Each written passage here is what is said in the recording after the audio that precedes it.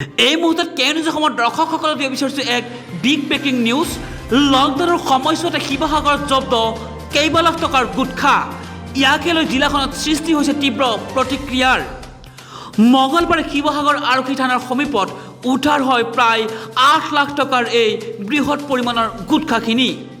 একাংশ অসাধু ব্যৱসায়ীয়ে মৰাণৰ পৰা গুটখাখিনি শিৱসাগৰলৈ আনি তৃতীয় পৰ্যায়ৰ লকডাউনত আগবঢ়োৱা কিছু শিথিলতা গ্ৰহণ কৰি এইদৰে একাংশ অসাধু ব্যৱসায়ীয়ে অত্যাধিক লাভ আহৰণৰ আশাতেই গুটখাৰ দৰে নিষিদ্ধ সামগ্ৰীৰ ৰমৰমীয়া ব্যৱসায় চলাই আহিছে।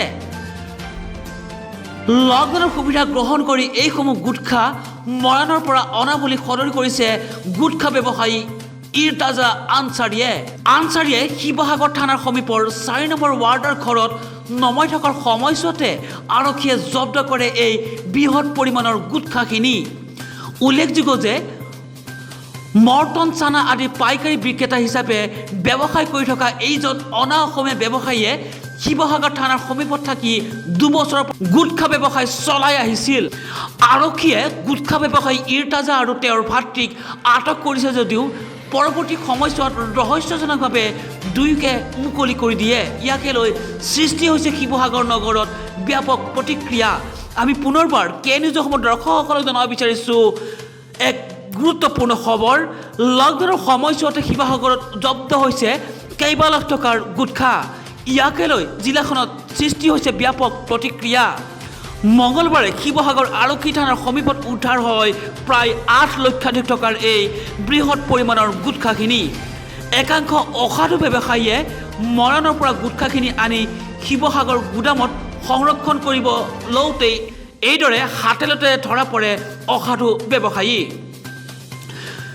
তৃতীয় পৰ্যায়ৰ লকডাউনত আগবঢ়োৱা কিছু শিথিলতাৰ সুবিধা গ্ৰহণ কৰি একাংশ অসাধু ব্যৱসায়ীয়ে অত্যাধিক লাভ আহৰণৰ স্বাৰ্থত গুটখাৰ দৰে নিষিদ্ধ সামগ্ৰীৰ ৰমৰমীয়া ব্যৱসায় অব্যাহত ৰাখিছে শিৱসাগৰত।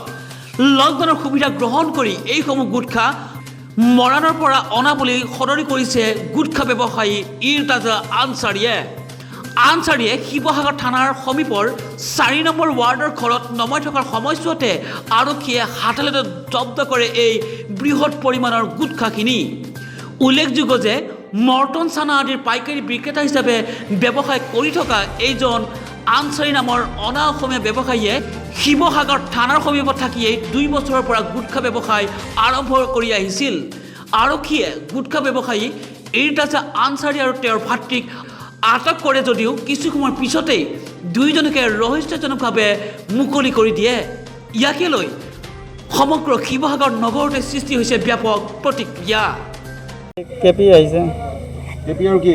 অকল কেপি আছে ছাৰ। কিমান আহিছে? 20 বস্তা। লগত জৰ্দা কি বস্তা? জৰ্দা 5 বস্তা আহিছে। কিমান টকা মাল? মাল এইটো আপোনাৰ হেৰি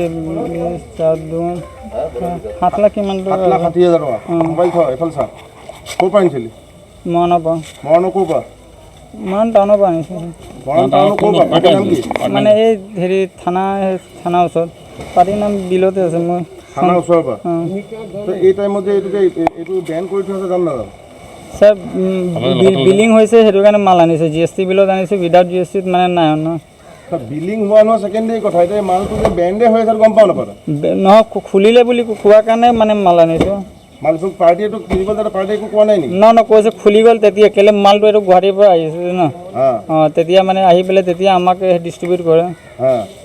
তো খোলাৰ কাৰণে তাৰপিছতে মানে হেৰি কৰিছে। তই আগৰ পৰাই বেপাৰ কৰ নি? আগৰ পৰা কৰোঁ। কিমান দিনৰ পৰা কৰি আছোঁ? কৰি আছোঁ 1.5-2 বছৰ পৰা। অকল জৰ্দা গুটখা বেপাৰ? নহয় মোৰ হেৰি মটন চকলেট চিপছ আছে। হোলচেল আছে? তোৰ নাম কি? মোৰ ইৰতাজা। ইৰতাজা কি? আনচাৰী।